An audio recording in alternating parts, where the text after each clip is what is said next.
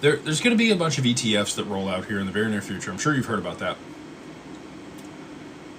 Much of the OTC supply and the dark pool supply for XRP will be eaten up in a very short period of time. What's then available will only be what's available on exchanges.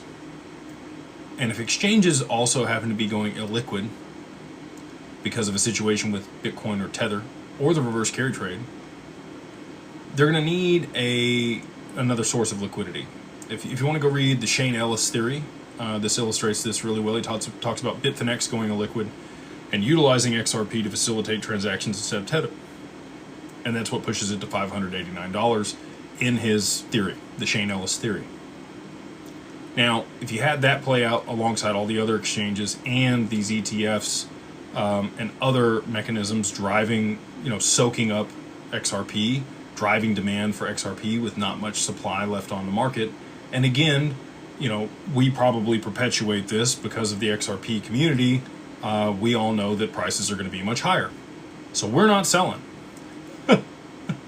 We're not selling at these low prices. We're waiting until stuff gets up there.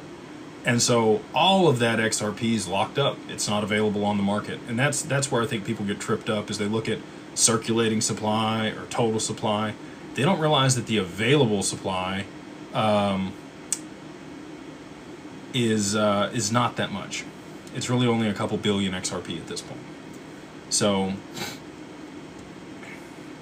that's how they're going to drive the price to a high level with the amount of demand and a low supply, to be able to get it to have enough liquidity in it to be able to then facilitate these transactions at scale for these global markets and pull us out of a really bad situation that would play out if they didn't have that solution in the background.